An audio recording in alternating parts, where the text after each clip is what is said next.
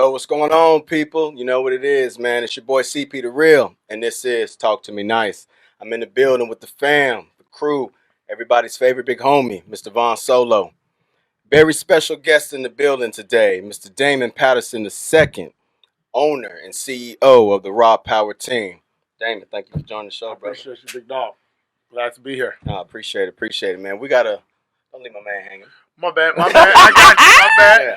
Now we got a lot to talk about today, man. We got a lot to talk about, man. I'm amongst two great brothers, man, in many facets of life, man. But before we get into it, man, tradition here on the show. You watch the show, man. Sip of the week, man. Sip of the week is brought to you by the Raw Power team, man. So this sip of the week is Raw Power. You know what I mean? It's Tito's vodka and cranberry juice. You know, Raw Power is that inner beast, that inner monster, that Mamba mentality that pushes you to the next level and continues to drive every aspect of your life, man. So one time for the one time. One time, baby. Raw Power. One time. Raw power. Appreciate you, big dog. All right. Appreciate you. Man, very excited to have you on the show, man. There's a lot of things I want to talk about, man. We have a personal relationship out of the show, man, but it's a great opportunity for you to get, the viewers and the listeners to understand who you are, man. But I want to dive right into it, man. You are the owner and the CEO of the Raw Power team. You have taken that brand and have expanded it in many areas of business. But I want to backtrack, man. I want you to tell us who you are, where it started, and how we got here today, man. Okay, then. Sports, right? Sports, yeah. As like I said, I was born Topeka, Kansas. Moved down to Garland. I've always been in Garland, but went to Mesquite schools. First sport that I got into, soccer, baseball. Those are the first, little 3-year-old, 4-year-old things you can get into and run around. Moving around good out there, having fun like every other kid, YMCA, especially at our time. Now they got elite 3-year-old stuff, but back in our day, it was the Y. That's what we did. And then after getting to those sports, we went to start football. So we didn't understand how the rules work down here in Texas with my dad moving down. That you play for the team that your school goes to. We just thought you played for football team. So my dad went up to a team. Actually, was the Longhorns. Those are things you never forget. It's like, yeah, my son's gonna play. Where's he at? I come out the car, they's like, nah, he too small, bro. Like, this is on flag football. They're like, nah, he too small. We can't take him. He would be out of district for us, so we're not going to take him. So they was like, yeah, but what school do you go to? Oh, yeah, y'all's team is, the Blue Warriors. So we pull up, and I get out there, and I'm running, no shoes on, fast, boom, boom, boom. Crazy thing is, we play those Longhorns first. First career game, 6 tubs on them. Coach like, next year, we can. No, ain't no next year. We ain't never coming playing for y'all, right? You ain't even asking to show us what you could do. Mm-hmm. So that's kind of already what started what we talk about, that raw power or that Mamba mentality, that drive, like at a young age. My pops was like, hey, man, the biggest thing I'm going to tell you, being a small guy, the big guys got to prove they can't play while you're always going to have to prove that you can play. Facts. So that started from the very first time I played on, a team. Big guys. You hear that? Absolutely. Absolutely. Yeah, so that's where that started. Broke dang near every running back record in Pee Wee football. Went up to middle school. Had to go fight against the size and all that again. My coach used to, Peanut. That's what they always used to call me. I was starting quarterback, still made it. And then got to high school in North Mesquite. Ended up being an all-state guy at wide receiver and kickoff and punt return. First team on both. Committed to the University of Kansas, played there for 4 years, got injured my senior year at KU, so I had to take a red shirt. Why Kansas? So the reason why I went to Kansas was because my family was 20 minutes away, which when I said born in Topeka, I'm talking about Florida hit me up, I had Wisconsin offers, like big-time offers, top 5 schools in the nation, but I knew family was there. But I also knew that I was going to walk straight onto that campus and be the starting punt returner and have a chance to play receiver, which I started there in my true freshman year, receiver, corner, punt return, kick return. So I played everything as a true freshman. All right, let's back up. I want to talk about the raw power mentality. So next generation, man, you got hundreds, thousands of high school athletes, right? Mm-hmm. It starts there. Yeah. So what was it in you, and I guess what was your drive or what was the motivation, support system, whatever it was, what mental state were you in high school that allowed you to focus and get to the collegiate level? Oh man, that's crazy. It's just all the things, like I said, that my dad taught me back when I was in Pee Wee. So when I was in Pee Wee, I had to fight against, the height, the size. When I was in middle school, when I was in high school, So just literally, the it feeling was of always having to good. prove yourself all the Yeah, time. it was just like I was clearly the best guy on the field, like every time I stepped on the field. But like when they would say, "Who's the best?" This, and well, he's one of the best. No, I always felt like I was clearly the best, but guys were bigger than me. So when I first got on the varsity, I was only 130 pounds. When I actually stepped on campus at the University of Kansas, I was 157 pounds. That's work. 157. So that was straight, like I said. But I felt like my man over here. Like I felt like I was the biggest dude at all times. Like I was one of those dudes. You know me. I'm a laugh. I'm a joke. I'm a play. It's all But business. when guys would come after me or felt like they was better than me, like coach would have to literally be like pull me off to the side and like be like, DP, stop. Like I had one of our kids on our team. Yeah, like we had a dude that was on our team. He was a safety. He was a D1 guy, committed and played at a D1 school. I made him quit football. He's like, I'm done. This dude can't keep talking to me like this. Like, I'm never going to stop him. Like, because he just started talking, you know what I mean? So I'm one of those guys. We can talk. It's all fun. But when you want to get to that point and take it personal, like, I don't know how to, like, tell the last joke. Like, it just got to keep going, and keep going, and keep going, and keep going till I always wanted guys to feel like I'll never say nothing to him again because I don't want that to happen. That's just how I was. You did a lot of fighting growing up, huh? That's confrontational there. But look, this is the thing though. Like I said, I was by far the smallest guy everywhere I went. Never had to fight once because of everything I said on the field and just pretty much life I backed up. Sure. So when you talk about fighting, they're like, we really don't know, and they probably ain't believe it, but they're like, but everything else he said he could do. So I never had to fight. I'm talking about I talk most mess out of anybody. Yeah. Oh, but jokingly. But like when it got to that point, like I said, it was. But it's also respect too. Yeah, like once people see what you can do athletically on the field, that respect kind of transfers to the other part of life too, man. So now you can walk with your chest high if you was one of those kids that were that was intimidated or embarrassed or shy or whatever, or you had low self-esteem. Yeah. Oh yeah, football and sports does that for a kid. Man, absolutely. We talked about that in our group chat. Yeah. I have my KU football guys. We have a group chat, about 23 of us in there, real strong, group of brothers in there, and we were talking about like people getting picked on and this and that, and one of my homeboys was like, the day I stopped getting picked on is when I finally became good at sports, and then I was literally. It was like Steve Urkel into the chamber. You walk in and you Stephon, right? Literally, you can be the weirdest kid, but that year you get good, you're now a cool kid, right? Absolutely. And that's what sports does for you. So you're at KU. Yep. You're showing out. You said freshman, you was 156 pounds. Yep. Right. Soaking. Yeah, soaking wet. Soaking wet. All right. So freshman year, you proving yourself. Walk us through your career at KU. So yeah, freshman year, I'm out there. I walk on campus, and literally, there's guys like say, I'm at a D1 guys as big as him, and when I walk on campus the first day, because I'm a week late getting on campus in the summer because Mesquite and Ohio school districts were the last two to graduate. So I walk on campus, and they're already like, who's this guy showing up a week late? And this full is ride though, right? All D1, all D1s football and basketball full ride. So yeah. I was at that time going in. I think I was about the number 70th wide receiver in the nation.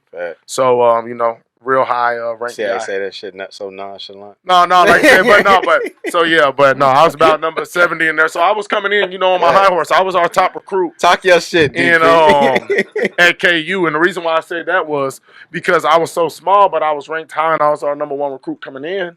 And guys didn't like that. Like when I got in, this is like my sophomore year, junior year, senior year, guys, they open up more to you. There's like, man, I'm not going to lie. The first time I seen you walk on campus, I was pissed. I'm like, how are we ever going to be good and we getting guys like this? Yeah. Like you see a 157-pound guy, you know what I mean? And we just had won the Orange Bowl. We were number 2 in the nation last year. And then you see guys like, this is who we were recruiting, coaching, and we still trying to stay high. And there's like, you earn, our respect throughout the time. But yeah, true freshman year, start off on fire. First game of the season, me and T.Y. Hilton for the Colts. He's a true freshman. I'm a true freshman. I ran a punt return back, jumped over a guy 75 yards. Then I go out there as a gunner, not wanting to be on it. You know what I mean? I get pushed inside. T.Y. Hilton run a punt return back. So me and him, we made a nice debut. Biggest difference for, again, you're a motivator, you're in the community, you're a mentor, man, and I think everything that you got your pulse on right now is a youth. I see it firsthand. You mentor my son, and I appreciate you, brother. Yes, sir. What was the biggest difference in that transition? So high school sports, college sports. What one thing stood out? The small things. Literally just who wanted to watch film more, who wanted to do extra work, and who actually cared. Because when you're good in high school, you don't got to care. You literally can go out there on the field and just be better than people. When you get to college, especially the D1, Big 12, the Big 12 that I was in, Sam Bradford, Colt McCoy, Crabtree, like the years of the Big 12, right? You can't go out there on that field and not care. You're going to get blown out. You're going to get embarrassed. So just the amount of dedication. Yeah, like no, it ain't just that. It's like the pedigree of guys. You go from being the man to being one of the guys. Exactly. And now it comes down to the small stuff. Because me and you both may be the same size. We may have the same athletic ability, but it comes down to who wanted more. Like, for real, because you don't have to compete in high school. You think I had to fight for the D1 guys? Yeah. Now, if you're good, you already better than half the team right now. You know what I'm saying? But the problem is when you get to college, you thinking that, hey, I'm the man. Yeah. But no, man, we got this other schools, high schools out here got people look just like you. Or they just as good. And so, better. With that drive and that raw power, Mamba mentality. And now you got to come on with it. It's a job now. Now, those times when practice over, guess what we doing? We still in football. When I leave breakfast, I'm in football. When I get done, take my nap, I'm in football. And ain't none of that sitting around playing on the game no more. So, you get to start separating the cream from the crop immediately. Now, you can't go out and have fun and party all the time. No, you're not going to do that. You're not going to do that. And even when you go past that level, it's that thing that gets slim, man. They get real slim. So you got to be about what you're about, because I'm not going to let you beat me. Yeah, it's about literally do you care, man. Oh, yeah. You got to eat, man. You would literally, like you said, you get embarrassed out there. You get embarrassed out there if you don't work on yourself. Huh? Dog eat dog. Yeah, you get embarrassed. It's a top level competition. We had dudes literally in the middle of the season, like, quit, leave notes, like on that locker, like, man. With the bandana at the stick. Yeah, we had a dude literally, he was from Australia. Dude was like, man, he left a note on his locker, and it was, I can't remember word for word, but dude, I wish it was I'm out. He was just like, man, y'all know, everybody, taking pictures of it. This is a locker room, laughing. He's just like, man, this has just been too much for me. I was hoping to do better over here for you guys, but, I'm just kind of holding y'all back. And he was an older guy because, when you got, like, guys coming from Australia and all that, they're not, like, 18, 19, he was, like, 23, 24. He's like, man, y'all don't need an old fart like me. Like, y'all, like, I'm out. I'm talking about he just got a first-class ticket back. Like, yeah, but what was the motivation? He couldn't compete? He couldn't compete. He was getting dogged. Like I said, it's different. See, so you also got to realize when you go to college what team and the demographic of guys you play on. So if you go to, well, we'll say it's a little hard just to handpick a school, right? But when you play football and basketball, it's a lot of black guys, right? That's the sport what is predominant. But like at KU, Dallas, Texas is the second biggest alumni area for Kansas. So people either go from here and move up there to go to school because it's cheaper to go to Kansas than it is to go to Texas in-state for us. Really? Dallas. Yeah, way cheaper. Way cheaper to go to KU from Dallas if you live in Dallas, just as a student, then go into UT and all A&Ms and SMUs, right? And then so many people from Kansas, the biggest city close to them is going to be Dallas. So they moved down. So that's why you got on downtown here, you got KU bars and all that stuff on McKinney Ave and all that. But what I was saying is, at one point, I felt like 70% of our team was from Dallas. So you got dogs around. You know what I mean? You got hard dudes everywhere. But when you talk about Dallas, Philly, Detroit, and all that, it's not the same as Oklahoma City, right? Yeah. So when you go up there, like dudes is like, bro, I don't care what you talking about. I'm about to take your spot. I'm going to talk to you any type of way. So when you go to college, that's the different thing. You grow up knowing the hard dudes in high school, right? There might be a few that move in, but not many. There, you got dudes from Florida, Dallas, New Orleans, Cali. So you got to go up there with a mindset of everybody's leaving their home for this. It's one thing when you're comfortable. If I don't make it, I'm home anyway. We all traveling miles for one goal, and that's to make it to the league or play and, try and further this. So All that's on the the biggest thing is you got to realize everybody's here For the same to goal. make the league. Yeah. And I think the show that most embodies that is Last Chance U. People think Last Chance U is a JUCO thing. No, Last Chance U is filming a JUCO doing what almost every football school in the nation does. Fight, argue, kids don't want to go to class. It's a dog-eat-dog world. Like I said, you can't, I hate when people try and make it seem like it is about the team. But every player pretty much wants to go to the league. So it's still, I got to get my stats, right? Yeah. So just like it is Last Chance U, they're just, instead of trying to go to the league at that point, they're just trying to go to a D1 college. And at the D1 colleges, you got guys literally trying to go to the league. So it's a dog-eat-dog world. How do all them coaches become something else? All my coaches did that. Every coach I played for. I had 3 head coaches at KU. So fast forward. All right. So let's fast forward to your years at KU. You played ball how many years at KU? 4 years. For all 4 years. All right. So 4 years, and then I played for 4, but I was up there for 5. I tore my groin my senior all year. right. Let's get to that. All right. Yep. So again, you're running fast. You tear something off the bone. So that's real talk, right? So again, younger generation, everyone has aspirations to do what you did, to do what you've done. All right. You get to college, you're the man, you perform, you get hurt. Yeah. Walk me through that. So that's kind of crazy. So going into, because I had played both ways, then I played only corner, then I went back after one of our head coaches left, and I went back to receiver. Had a decent year at receiver, but wasn't on too good of a team, but made preseason Blitnikoff, which is one of the list of all the top receivers in the nation. Right. So going into my senior year, I had a 5th round draft grade. All I'm thinking is, oh man, I'm gonna get a couple of $100,000 signing bonus and this and that. 5th round, 6th round, whatever. I'm about to get paid. So first game of the season comes. We go out on the field. We do all our warm-ups and all that. It was a rainy, gloomy day. Rained a little bit. I go in, score a touchdown. Boom. Rain delay. We go in. Come back out. You only get about Tight. 7 minutes. 7 minutes. Yeah. Field's wet. I catch a swing pass. The corner is coming at me to hit me. Boom, make them miss. My foot slips from out under me. I take off and run 3 more steps, and then, your body and adrenaline, boom, it hits me. I just slide to the ground, drop the ball and everything. I just happen to fall back on it. Everybody on the sideline was like, why are you doing quarterback slides? Because I just slid. Growing. Never get touched. First game of the season, 5th round draft grade, I'm out for the season. Literally, didn't get touched. So then I come back again another year. We got a new head coach, Charlie Weiss. We did terrible. I went through pro day and all that, but that's really was the year that it was all set up for me, was that first senior year when I got hurt.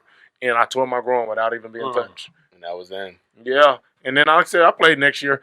Nobody on the offense really did nothing. I went back and killed pro day. I had some stuff going on with the school and a new head coach taking care of his guys, which, a lot of guys do. So and what space were you in? When you got hurt, was that in your mind as a young athlete with aspirations to make it big, was that the end? Like you knew at that point what you had fought for, what you had worked for that entire time was no longer obtainable? Well, I hadn't redshirted, so I got to redshirt that year and come back for another year. So I was like, I was actually about to transfer out. I had many schools like, hey, you can come over here and play both ways. You do whatever you want to. Like I said, I was a highly recruited guy, so a lot of the schools that I reached out to already had offered me. And then they knew what I did in college, so I was like, hey, I want to leave out my senior year and come over. Where we got Charlie Weiss, who was the Patriots head coach, and I'm thinking Wes Welker, Tom Brady, Patriots, I'm a slide. I'm about to go crazy, and I'm going to even raise up my draft status, which it didn't go that way. And I didn't it really didn't hit me hard. Like, it's crazy it hit my pops harder because, and you understand, you have a son. Like, when something happens bad and most human beings, if something bad happens to you, you're going to be more fine than it happening bad to your son, your mom, your dad, because you know truly how you're feeling when it happens to you, right? Yeah. You know if you're good or not. When something happens to Caleb and he says, Dad, I'm good, you be like, but is he really good, right? And that's what happened with me when I first got hurt. My dad would call me every day, oh, you good, you good? Then one day, like maybe after a month of just talking, he's like, why do I call you every day, but I feel like you're the one calming me down, talking me off the ledge? And same when the draft came around. I still was supposed to get picked up by the Patriots, but like I said, Charlie Weiss was a Patriots guy. Long story there. But he was like, are you good? I was like, I'm 100% fine. I graduated high school with a 3.8. I was the only guy to graduate in my recruiting class on time, and I was done early. I said, I'm gonna be fine. I don't, you know what I mean? I don't feel like it's over. I would have loved to put that helmet on for even one day, let alone play a year or 10 years. But I never like stopped doing or feeling like I was really worth what I was just because football didn't pan out, because that's why I graduated with the 3.8 and was done with school early, because I knew I had bigger plans. So you get hurt, leave KU, obviously get your degree, and at that point, like you said, it's apparent that you're not going to the league. Yeah. All right. So again, that's a harsh reality for many athletes. I have a son. I think that a lot of parents put a lot of hopes and dreams into their children. I know I do. You one of them. I'm probably guilty. I'm probably guilty of that. But nah, just the mere reality of all the work that you put into it. I commend you, man. Many people rely solely on that aspect of life. There's nothing left after football or basketball. And again, I love both of you brothers, man. Y'all are a walking testament to being an athlete, but being so much more. It's on the field and off the field. All right, so let's fast forward after KU. We talked about high school. We talked about your performance at KU. Didn't go to the league. The Raw Power team was born. Yeah. Let's talk about that. So my dad actually started training when I was like 5 years old, so about 25 years ago. And I think my uncle actually brought the name of Raw Power to my dad. Came up with like 10 commandments. My uncle Rodney. So shout out to my uncle Rodney. Shout out to Uncle Rodney. Shout That out to Uncle dude Rodney. is like a genius when it comes. Dude got too many ideas. I tell him that all the time. I said, dude, you done had about 15 $100,000 ideas. So the Raw Power team was actually started by your father. Yeah, so Okay. Raw Power Raw Power. Sports, but it was called like 1 to 100 training. Like we went through like 5 different names, right? All right. So back when I was in high school, my dad would have a summer camp, and there would be 100 kids out there. We had at one point it was a 10-week camp, then an 8-week camp, and then we just had to keep getting shorter because more and more started happening with sports and kids not being able to be out there. But we'd have 100 kids for like 5-6 straight summers. So I get done with football, and I say, Pops, man, I really want to get Raw Power, go and win summer camp. He said, oh, I stopped doing that 2 summers ago. I was like, what? When did that happen? He's like, yeah, just the help wasn't the same, the kids weren't the same, the parents weren't the same. I was like, dang, when was it supposed to start? He's like, this was like on Friday. He said the start date would have been this Monday. I said, you still got those kids' names from 2 years? I know Mom keeps the paperwork. We called up like 50 people, 30-something showed up. We put on a thing. So we do the summer camp. I'm like, man, we need to have a logo. And our logo for Raw Power literally was the Windows 98 dude with the dumbbells, where it's the circle head, the arms, and nothing was touching each other. So it was like that. And I was like, man, we need to have a logo. We need to do year-round training, because we were just doing stuff getting ready for camp specific, like Nike camp, Under Armour camp, whatever camp. We would get ready for that. And I would train year-round. But the other kids, like how you see me train now, it was never like that. And it was only football, really. We had basketball and volleyball would come to the football camp and do conditioning. So then my brother looked at some logos, and then that's how our RP. So it's just the RP. So it's still Raw Power. Okay. So I got into boxing when I was down at KU, and I loved Floyd Mayweather and just the way he approached the sport. And that's how I got the 2 T's, like the money team, the Raw Power team. That's where the 2 T's came from, right? So we start doing this and that, and I'm like, man, this can be something big. I'm 23 at the time, and all my boys are in the league. So before, was this a natural passion though? I mean, was this, again, leaving college, coming back home, and then the birth of the Raw Power team? Was this just the energy and the passion that you still had, and just, I mean, what was it, wanting to give it back, or what was it? How I got to that, one, I seen my pops do it forever. But when I was at Kansas, I actually trained a lot of our wide receivers, our DBs, and I actually trained some of the KU basketball players while I was still at school at Kansas. Okay. So I was doing that for free. I mean, hey, let's go do a workout on Saturdays. I'll set up everything. Some of the KU basketball guys, hey, they're having problems with this. Some of the people like, hey, get with DP. So you were already I was immersed already in trading. doing that. Okay. But I wasn't thinking of it really like a business then, right? Facts. So then I got back and was like, man, let's do this. Because what I seen was all my boys were in the league. And I think I've told a couple of people, but this is the first time like when I on camera, like people like, how did this start? So exclusive. Yes. Right here, right? So my boy Lanier Sampson, I played football with him since we were 6 years old. I was the best guy. He was the second best. He was the best guy, like back and forth the whole time as we grew up. So we graduated. He went to Baylor. I went to KU. We were the number one duo in the state at wide receiver. Like we hung out every day after practice. But during practice, I didn't talk to him. During the game, I didn't talk to him because we were so competitive that we like most times in high school you only got one or two D1 guys, let alone two D1 wide receivers. So, you know, if you're a D1 wide receiver, you're getting 90% of the balls in high school. Me and him are splitting, so we mad because we looking like every other D1 guy get every pass, and I'm over here splitting with your butt. And so that's how we were in practice. Don't talk to me, bro. Quarterback, throw me the ball. Stop looking at Lanier, and vice versa. And that's just how we were. And so I go. He was on the Cowboys at the time. They're playing the Eagles for a playoff spot. I'm sitting in the stands, all in the player and parent area. We go after the game to the player and parent dinner. And as we're walking through the stadium, you know, I don't know nothing. Plus, I'm not authorized to be going through the door first. He's walking. So as we're walking through all this stuff, fans are just, you know, like, hey, what number are you? Hey, who are you? Football. They don't know who it is, right? You don't know who half the guys are, but there's Brian and Romo. So I'm like, oh, I don't play. Hey, can I have your autograph, sir? I don't play. So up until this point, I'd have been playing that day. well, see, but that's the thing though. Like for me, like I said, I was the top recruit, right? I was the guy, and this is the first time I'm following behind somebody in a facility, and I'm like, first time you felt like I'm like, bro, like what's going on? Like so then we go out with the Cowboys. I think it was B.W. Webb's birthday one day, and then after that win the next day. And I'm just out there, and they say, hey, who's your boy? All cool guys, but you know that this is before Raw Power really kicked off, and I was doing network marketing.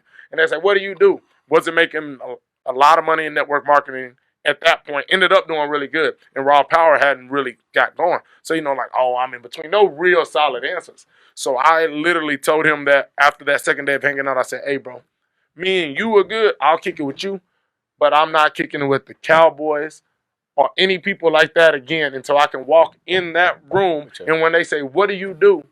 I can say, this is what I do. Facts. Regardless if it's being a teacher or whatever, because I had never felt like that. So I was like, I said, bro, check this out. I said, you in the league. I said, you better make a lot of money because in the next 5 years, I'm going to be in front of all of you. I don't know how this is going to happen, but I'm about to get it going. And I was like, it's just a competitive nature in me. And that's how me and my family and friends have been. I told him, I hope you make $1 million a year, $10 million a year, because I'm going to make $10 million in one, and you better figure out how to make $10 million in two. So we in 2020 now. When would you say Raw Power really took off? Because I don't even know how long you've been doing it. So I started in 2013. All right. Me personally, 2014 is when I started getting a lot of, at one point, so I don't even work with a lot of NFL guys now. I love working with the kids. At one point, I was training like at once 20 NFL guys. In 2014, at 24 years old, I got guys 31 years old hitting me up. Hey, coach, what should I do? Like, it was crazy because I'm 24 and I was a substitute teacher at that time. And I got guys 10 years in the league like, hey, coach. I'm like, I literally would tell them, stop calling me coach. Like, I'm 24, you 31. That just felt weird to me. So, like, that's when it started taking off. And then when social media allowed Instagram to get videos. Yeah. Then we were able to show what you can do because anybody just take a picture, but what are y'all doing? Right. So that's when, right when Instagram did that, I then got a small sponsorship with Adidas where they would send me clothes, shoes. I went out to the Super Bowl stuff, and that's when it just really took off because they're like, who's this guy? It was like me and 5 other guys, but yeah, that's how it started. But my pop started it, and I just was like, man, there could be bigger.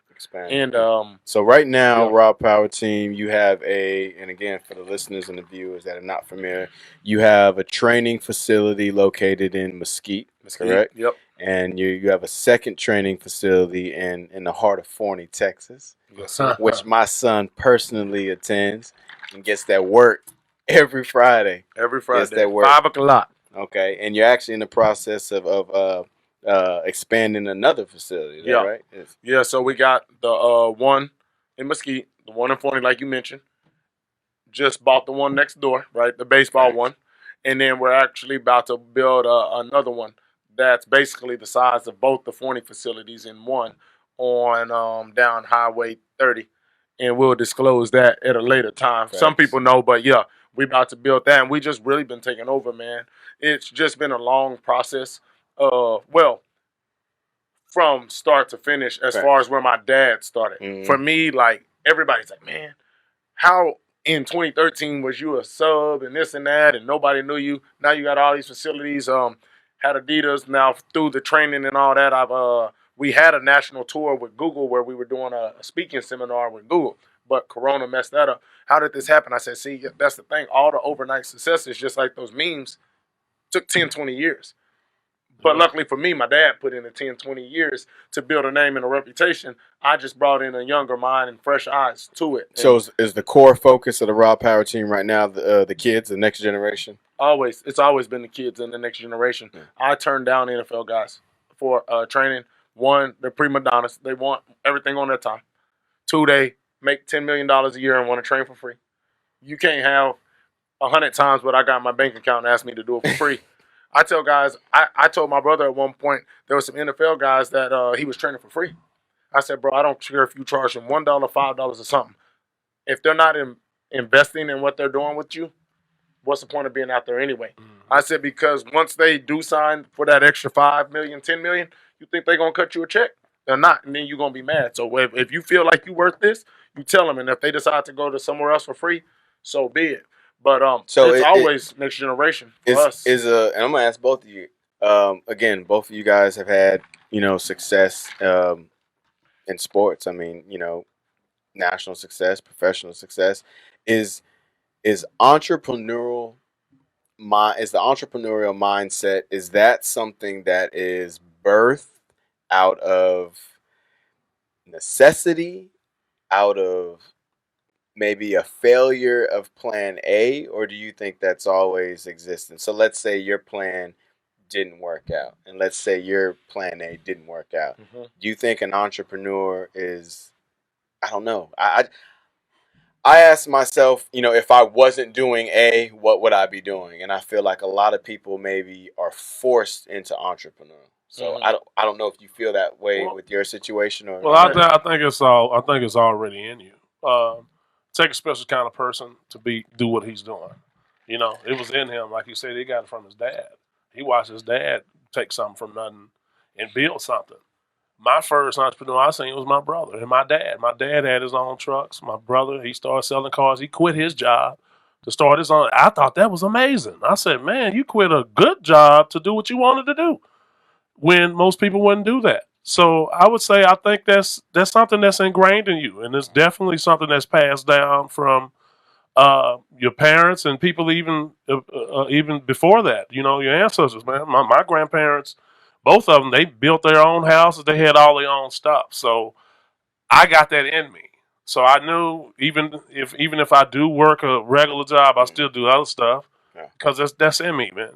So I think it's one of those things that you are born with. Can you be pushed into that? You can be pushed into something that you already had ingrained. That brings it out. It brought it out in him. Yeah. He had already did the work. That was the easy transition for him. He was already in it. He was already in it, and with him being in it, that was the best thing he could have did.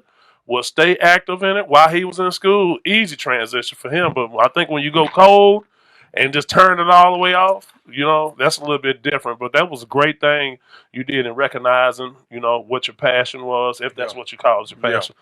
And jumping right into it, man, that's some good stuff, man. That's very inspirational because I was waiting here because I didn't know. Yeah. I purposely didn't ask because I wanted to be some, I wanted to, hear the story like everybody else is. That's some pretty good stuff. But just to answer the question, I think it's something that's ingrained in the people that's going to be entrepreneurial. Yeah. I'm not going to say that it can't happen from somebody who don't have that type of background. I'm just saying that's just what I think because I was able to see that. I was able to see that drive. Entrepreneurial mindset people have that drive in them. They have the dream. You know, even when you can't see it, you working. Yeah. You know, the creativity and all that stuff there. That's a whole nother type of energy, and it's all self motivated stuff. I don't think entrepreneurial minded people need people to be, hey, you can do it, blah blah blah. Nah, they already there. You know, they already there. You may need a little push, but it's not. It's not like you need a whole bunch of people pushing you out there. Like I said, I watched my brother jump off the cliff. He's like, I'm doing it. You know, I'm doing it. I thought that was the when I tell you that inspired me so much, man, I knew I had to do something, man. I had to do something. I had to do something more than whatever the norm is. You know, you have to do something that feeds your soul. You know what I'm saying? And so something that feeds you and fulfills you. Right. So, Yeah, that's and impactful. That's a good question. Like, so for me, I think I was really born with it. Yeah.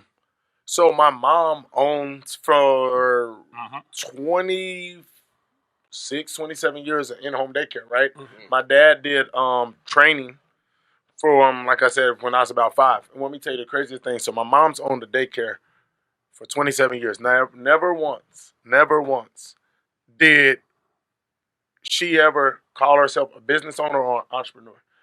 Never. I never heard either one of them talk So like right. that. What did she consider? So no, she is, but that's just like, but that's not. So she worked at Blue Cross Blue Shield before she came to Texas.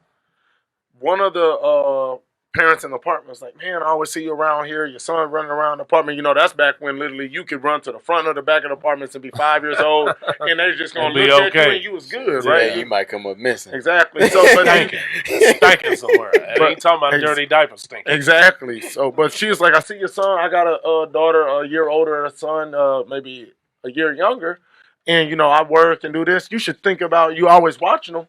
Start your own daycare." So somebody just gave her the idea. So she just, it's like, oh, it's just a daycare. You know what I mean? So I didn't even I'm instilling things in them now. Like my dad does his business, and he's had multiple businesses now that branch off of TRPT. Right. But when I was shout out to your mother and yes, the meal prep, man. Yes, What's your and mother's name? Miss Amanda, you got shout out to Miss Amanda Patterson. Lisa Pat. No. So Miss Amanda's like my aunt. She Oh, does the okay. meal prep. Okay. Prep. My mom, she come in, she cleaning the facility, she doing everything. Okay. She just the general.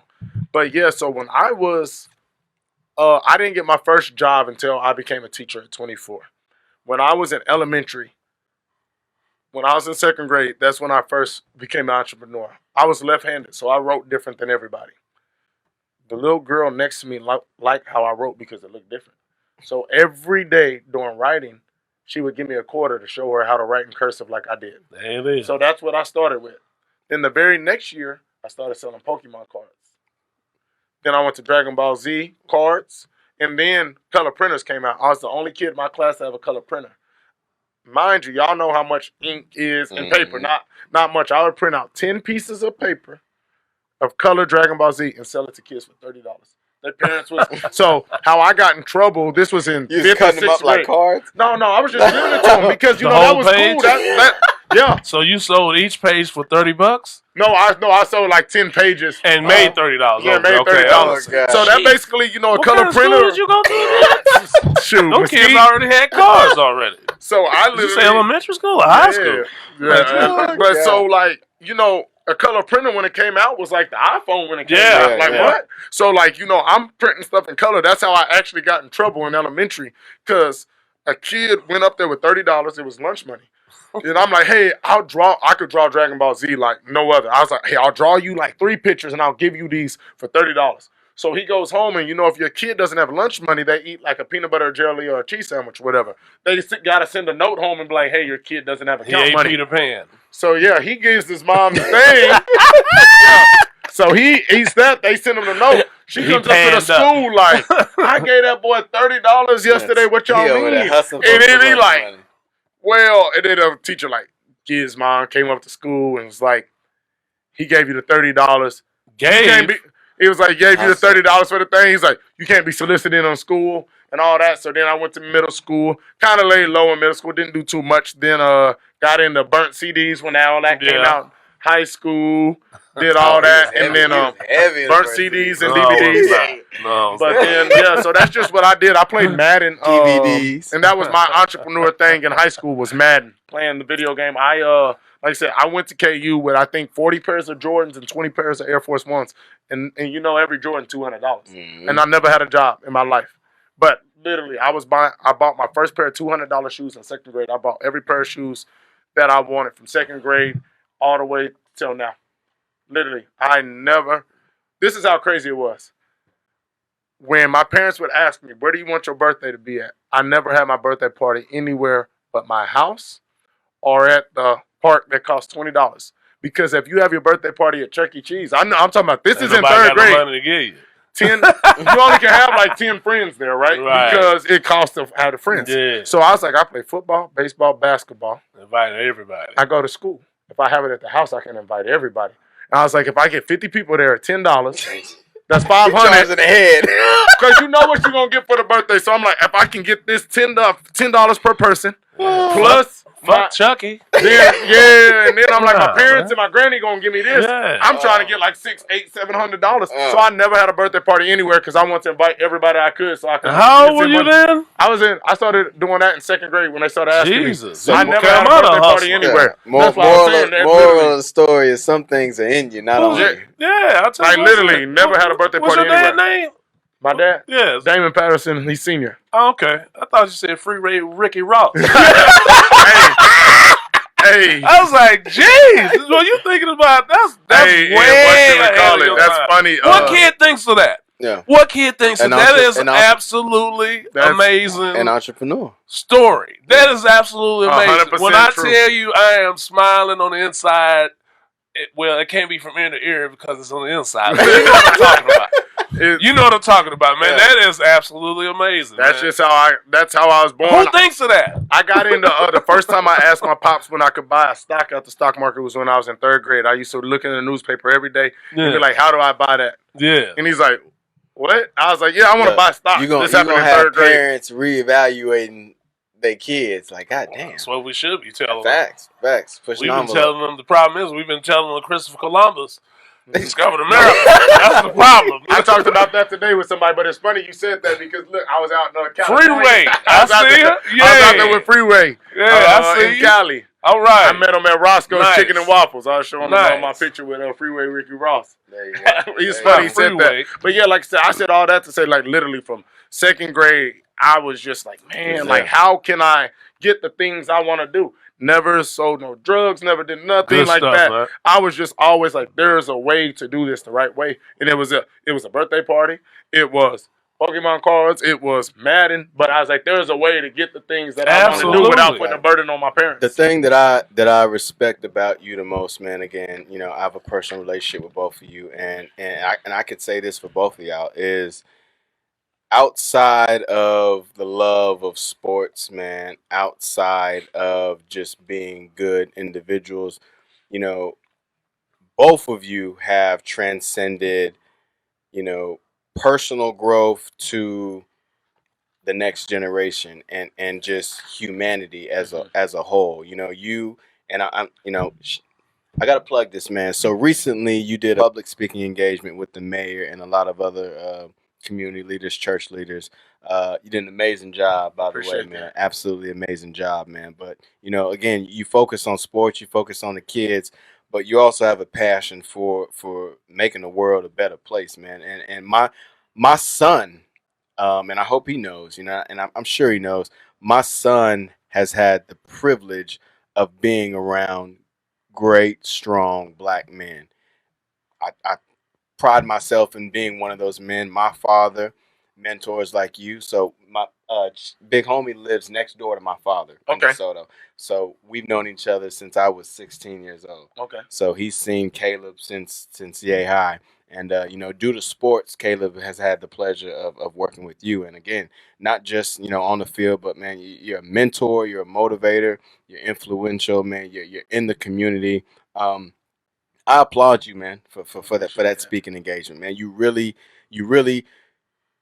express your passion for, you know, not only humanity but the black community. You know, I think in the times that we are in right now, it's prevalent and it's in your face. There's no way getting around that. And you know, a lot of people in your guys' position don't necessarily take a voiceful approach. You know what I mean? Exactly. But you know, you're not worried about the brand. You're not worried about your business. At the end of the day, you are an entrepreneur. You are a Exactly. brother. You're a son. But at the end, you're also a black man. Exactly. And I think that you articulated that very well. I think that you stood on that very well at that speaking engagement. So I would like to know what's coming next of that. So you know, you have personally established a relationship with the mayor of Forney. So Yeah. what can we look forward to as far as community engagement? So like I said, I have a relationship with the mayor now. I also have a relationship with a guy named Shelton Gibbs. You know, he's the assistant district attorney for Kaufman County. Good stuff. I've had a couple of meetings with him trying to figure out how we can help him. He has some great ideas of how to get some things going for not only the community but the black community. I actually have a meeting and a panel with the mayor of Mesquite. It's going to be the mayor of Mesquite, myself, and I think 3 or 4 other people, where we're going to have like a panel thing. So I got that going. But to be honest, I'm just a person that likes to stand for right and wrong. I've had people in my family, friends, and everything. Like when I was about to do the Forney thing, hey man, there's a lot of white folks out there in Forney. You go up on that stage talking, you know, Say the wrong thing. about wrong things. People went, I don't care about that, bro. Like, Yeah, but what's wrong? yeah, What's like, wrong? Man? like exactly. And I was like, and let me tell you. So I've talked to my parents about it. I talked to other people about it. I was like, hey, we got to understand. Like, we have to lose the mentality of being scared to say the wrong thing when the wrong thing is the right thing. But that's his question. Wrong, what's the wrong thing? But that's the thing. It's only wrong to somebody who's not conscious. Exactly. The truth gonna always stand on itself. That's what the truth is. That's what the truth is, and when you're speaking the truth, people gonna respect that. You know, it's not like you just shooting out some foo-foo. You know, but the tone, but the truth but at is the same uncomfortable too. yeah, it is. But just there's different ways you can deliver a message. You know, you don't have to come at everybody all physical and you know, entertain. And I'm sorry, not entertaining, but intimidating. Those folks are already scared of black men. You know, trust me, I know. I don't even have to say nothing. Well, you're an exception. I mean, well, I'm just saying. 6'8". But I'm saying, but they're scared of you too. They're scared of you too. So you take the same person that people are already looking at, and you turn around and you put some aggressive words out of this person's mouth. Yeah. They're gonna lose the message. You know what I mean? Okay. So it's very important that those who are doing the speaking are able to articulate what we're trying to get done. Absolutely. You know what I'm saying? That the message don't get lost in the sauce. Absolutely. You know what I mean? So that part of it is very important. Yeah, but it gotta be. It had to be said, man. It had to be. That's what really talked about with Shelton. When I talked to him, he was like, "Man, what really drew me to you was you got your point across without trying to be aggressive. Yeah, like the black side, the white side, the Hispanic side, the Asian side, whoever was there was like, I understand what he's saying because I'm trying to hear it because how he's telling it to us, right? Yeah. There wasn't right. We talk about Malcolm and Martin. What's right? What's wrong? Where everybody that's on the side of the pushback is going to say, well, we'd rather y'all be like Malcolm because it was nice. Yeah. Martin, be like Martin because it was nice. Malcolm could have said everything, but the way you go about it, people are going to be like, stop. Right? So that's how I approach that. I was like, if I come up there and tell you, just open your ears, open your hearts. Let's talk about this instead of being like, y'all doing, you know what I mean? And that's how I wanted to approach it. And that's always my mindset. I'm not an aggressive guy anyway. I'm a guy that's going to come, and be reasonable. Except when you're yelling at my son and telling him to run faster. Man, well, that's because Caleb already almost bigger than both of us. Well, hell, you're paying him. I would hope he hollering if you're paying him. That's because Caleb already almost bigger than both of us, and I see the greatness in him. Facts, I appreciate it. Like I said, and I know he can take it. Facts. Like, that's the biggest thing is when you talk about giving back to the kids in the community, like kids like your son, every kid I'm going to treat the same. But then there's some kids that's like, I don't care if you don't like me, Caleb, because that's the raw part. Yeah, right. Like there's some there kids I'm like, man, this kid is out here to have fun. You know what I mean? And I got to make this fun for him while getting better. Caleb, I don't care if you're having fun right now because we got to get past that because your talent is so far up here. And if I was just going to ask you let you have too much fun, you're not going to reach that. There's some kids like, you're not even going to ever play middle school B team. I right? was just about to ask you that. I was about to ask you that. So how do you handle the kid that you know his parents are making him go out there? You know you're not gonna do nothing. I actually talked to him. Right. I talked to him and be like, your son, daughter doesn't want to be here. I've had not from that aspect. The ones that may be still trying, but you know they don't have it. I tell them like, so for instance, I have kids that literally are like their parents are like, hey, what do you think my son's doing? I was like, to be honest, I think he probably will be a JV guy his junior year. Senior year, if he grows a little bit, he might be, a kid that can go to a small D2. And then I got kids like, right now I got some 7th graders. Tell their parents, your son's a knucklehead right now. Not a bad kid, but a knucklehead. Keep him on straight. This kid is 100%, if he stays healthy and out of trouble, a D1 kid. I'm 100% what I believe. Now, I tell parents, I am not the final word, but you ask me my opinion. Right. And right now, your son. Absolutely. That's a good question because, when we, especially sports, like you said, talent is something that I'm not saying that athletes can't get better. I'm not saying that. But to your point, sometimes skill you can get better. Yeah, but talent ain't gonna get better. That's what I'm saying. So sometimes talent is something either you have or you don't. So you see kids of all walks of life, and obviously your job is to mentor, to inspire, and to motivate. But that's actually an interesting question. If a kid, in your opinion, your professional opinion, not to make anybody a pro guy. If you're not a pro guy, you're not a pro guy. Facts. I'm not sure you can do that. But But I have kids that can't dribble a ball from me to this door. But I guarantee you, after you leave here, you will be able to dribble to that door. Absolutely. Right, and that's my thing. Yeah. There's never been a kid that I ever trained.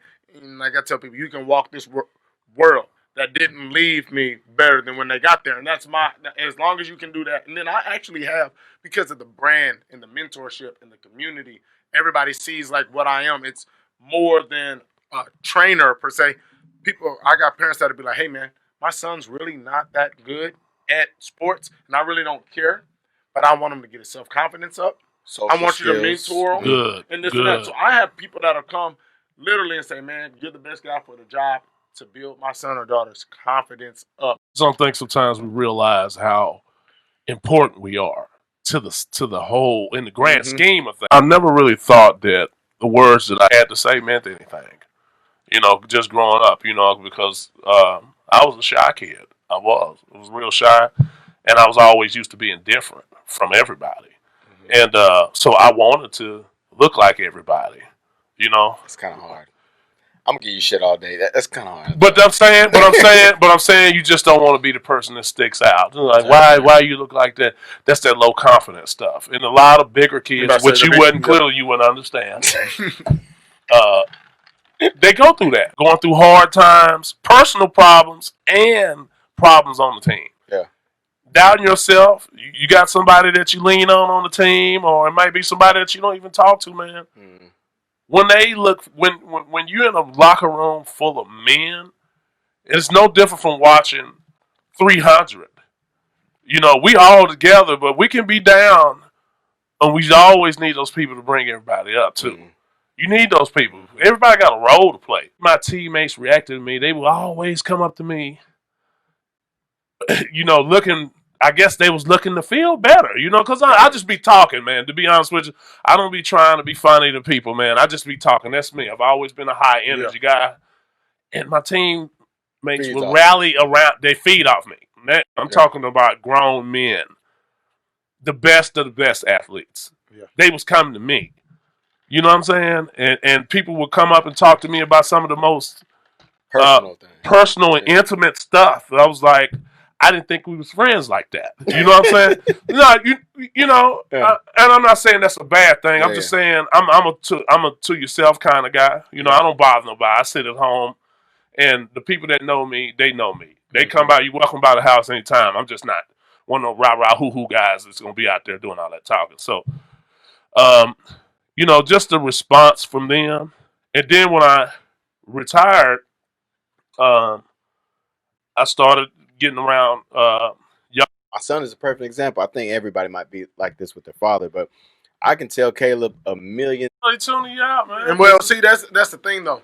What I tell people is you have to have, as far as a dad, you have to pick and choose what are the most important things. So this is people like, well, how you know what kids? You ain't got no kids. Well, my mom had an on-home daycare, and I tell everybody, I done raised more kids than all of y'all. Except the only thing I got to figure out how to do is schedule around a kid around my schedule. But as far as a teacher, I know kids, right? The quarterback that's going to Minnesota right now was a kid I met his freshman year, and he lived in Altus, Oklahoma. He's lived with us for the last 2.5 years because his mom said he wants to be a Division I athlete. I said, move to Texas and I'll make him a D1 guy. They moved down there. They actually moved back to Oklahoma, and he lives with us now. Didn't meet this kid till he was 15 years old.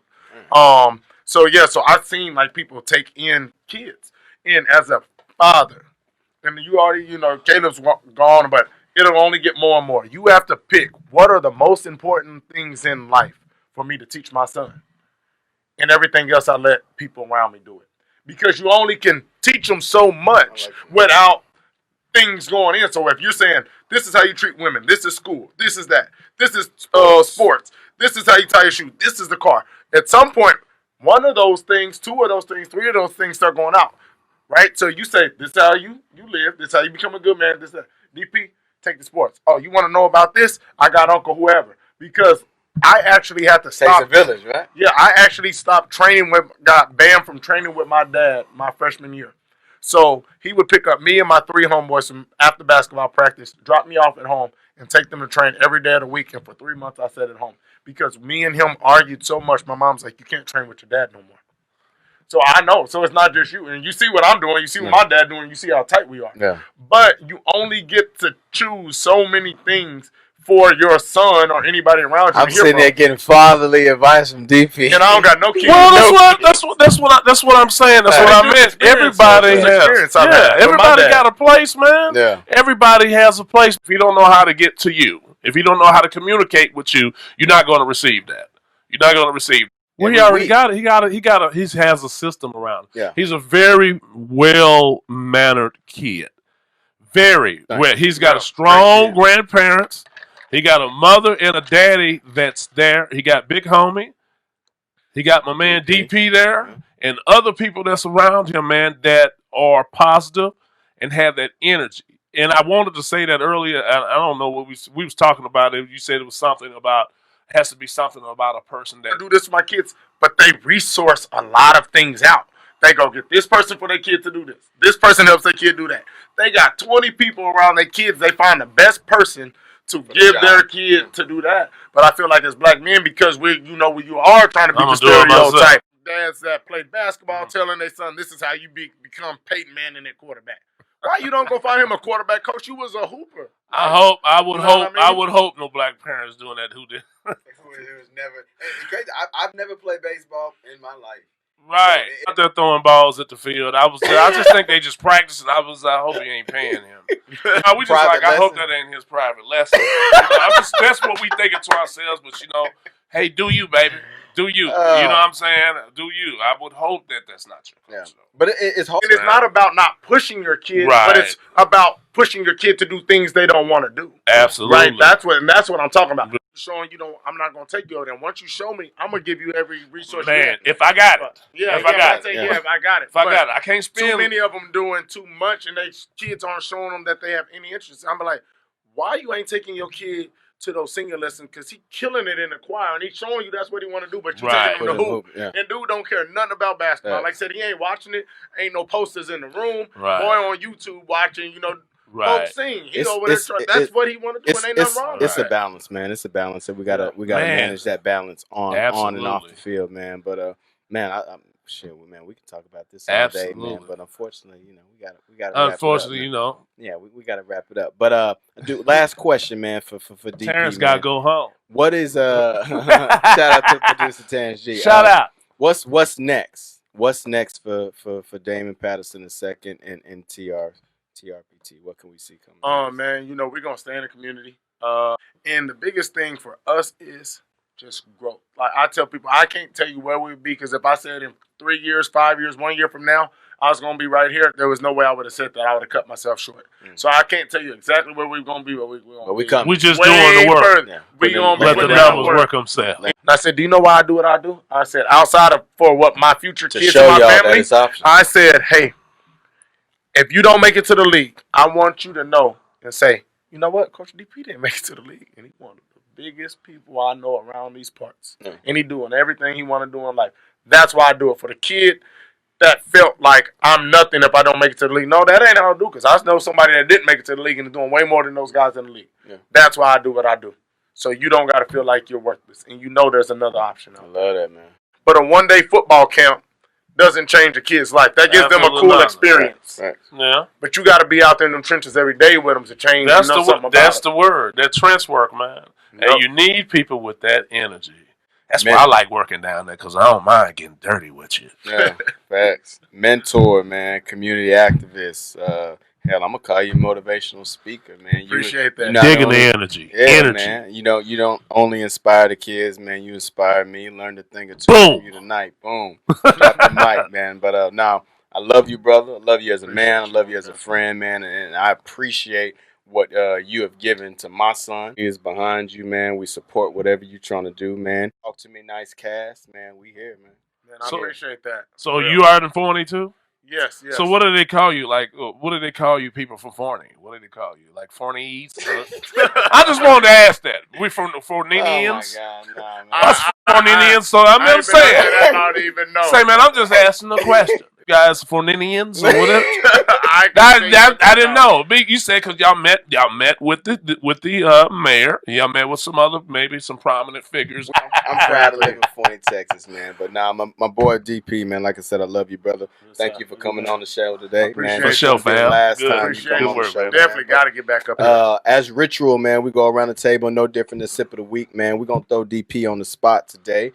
We close it out, man, with Dear Black People, man. That's an opportunity for us to give our 1-2 to the viewers, to the listeners, man. Anything that's on your mind, we keep it short, sweet, and simple. But we're going to let you kick it off, man. Just address the people. Dear Black People, give them some words of wisdom, man. I seen that episode, so I already know how it go. Dear Black People, the biggest thing I want to tell y'all is we got to do our own research. We got to use our own brain, and we got to stop letting media, social media, friends, and even family influence us. There's so many answers, and all you have to do is read. All you have to do is research. We see a caption, we see an article, and you don't even click in the article. You just share it. We've all done it. I do it too. But the biggest thing is, I think, like they said back in the day, if you want to hide something from black people, put it in a book. You got to read more. And if you're not reading, you got to listen to podcasts. Go out. School is not the education that's going to take you further. The education that's going to take you further is the one you go out there on a quest for. School is set up for you. You got to go outside of that and do your own research and form your own opinion. So that's what I want to say. Let's start thinking with our own minds and not letting circles or groups of people, persuade us on things that we need to know about. Drop the mic, man. Yeah, that's good stuff. Man. Good stuff.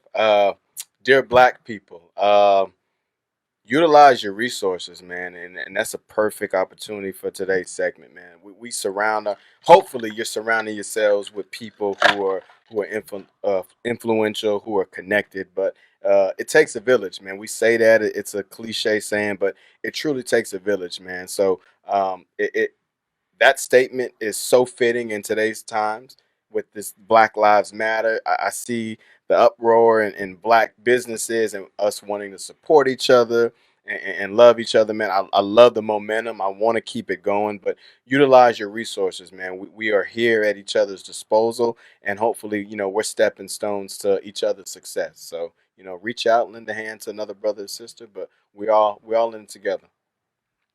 Yeah, dear Black people, let's continue to get better and help each other grow.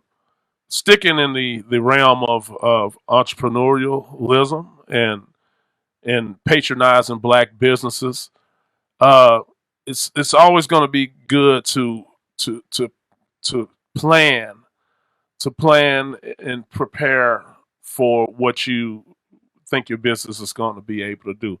Be able to take on this new load of new customers that you are having, and be professional about it. because I think that's what one of the sticklers for us in the black community is, that we don't get the professionalism out of the black places, and a lot of times it's that. Well, it's out of preparation. Yeah. It's out of preparation. It's a cool idea to say I want to own a business. Okay, he wasn't prepared. But we don't open the books and we don't prep ourselves up for the stuff. Some of us are more skilled than others, man. He wasn't prepared for your 5X. He was not. You couldn't wait to get that out. He wasn't prepared for that. But that's a skill thing. Yeah, I think that goes back to skill in knowing how to be resourceful, knowing how to troubleshoot. Okay, troubleshooting, and doing things on the roll and on the fly. You know, you don't go to my shirt.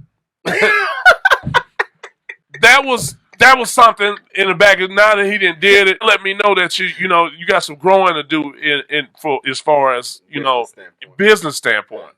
And so I encourage anybody that has their own business to open a book or honing in on the skills that you have. That is what entrepreneurship is all about. Using your skills. You don't have to be like the next person. Use the skills that you have and work on those and work on sharpening those skills to make it better for your customers that you have.